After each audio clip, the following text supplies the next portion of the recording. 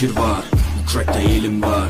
Beslenir iman, her yer ihtilaf, şer ve istila, bence bir liman.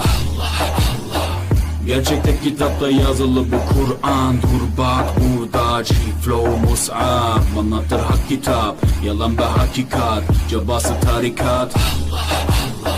Sana yok